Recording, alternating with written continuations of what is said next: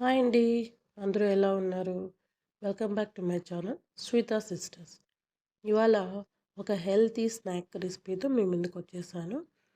మంచి ఫుడ్ మనం పిల్లలకి పెడితే వాళ్ళకు డైరెక్ట్‌గా నచ్చదు. కానీ వాళ్ళకి నచ్చిన విధంగా మనం చేసి పెట్టడం మన బాధ్యత. సో, నేను అందుకే ఇవాళ మెంతి ఆకుతో వడ రూపంలో చేసి వాళ్ళకి పెడదాము అనే స్నాక్‌తో మీ ముందుకొచ్చాను.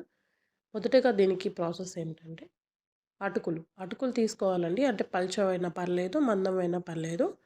తీసుకొనేసి ఇలా మనము సోక్ చేసుకోవాలి.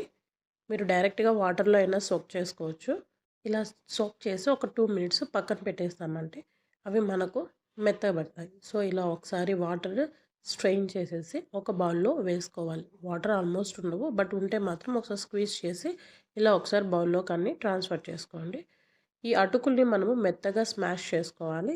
అంటే మరీ పేస్ట్‌లా కాకోకుండా కానీ కాస్త మెత్తగా అయ్యేలాగా మనము చేత్తో కాస్త మెదుముకోవాలి.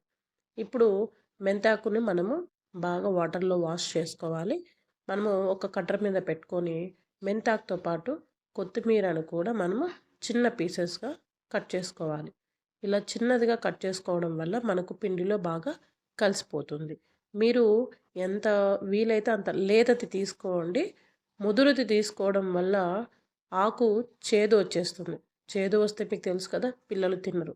సో, అందుకోసం మీరు టేస్టీగా రావాలి అనుకుంటే లేతది తీసుకోండి. ఇలా బౌల్‌లోకి పెట్టుకొని పక్కన పెట్టుకుందాం. ఇప్పుడు మనం ఒక చిన్న మిక్సీ జార్ తీసుకొని అందులోకి 3-5 పచ్చిమిర్చి అంటే మీరు తినే దాని ప్రకారం పచ్చిమిర్చి వేసుకోండి. ఒక 5 వెల్లుల్లి రెమ్మలు, అదేవిధంగా ఒక చిన్న అల్లం ముక్క, 2 స్పూన్ల జీలకర్ర, 1 స్పూను ఉప్పు వేసి కచ్చా పచ్చాగా గ్రైండ్ చేసుకుందాం. ఇప్పుడు ఈ పేస్ట్‌ని మొత్తము బౌల్‌లోకి వేసుకొని మొత్తం అన్నీ కలిసే విధంగా మెంతిలో ఉండే వాటరు, అటుకుల్లో ఉండే వాటరు మొత్తం అన్నీ బయటికి వచ్చి అన్నీ కలిసే విధంగా కాస్త గట్టిగానే స్క్వీజ్ చేయండి. అప్పుడు వాటర్ రిలీజ్ అవుతాయి.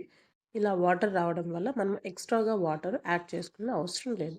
ఇప్పుడు అదే బౌల్‌లోకి 2 స్పూన్ల తెల్ల నువ్వులు, 2 స్పూన్ల శనగపిండి, 2 స్పూన్ల శనగపిండి కంపల్సరీ బైండింగ్ అవ్వాలి కదా! అందుకు వేసుకుంటున్నాము. హాఫ్ స్పూన్ కారము, హాఫ్ స్పూను పసుపు. కారము మీరు ఆల్రెడీ పచ్చిమిర్చి వేసుకున్నారు కాబట్టి దాని ప్రకారం చూసి అడ్జస్ట్ చేసుకోండి.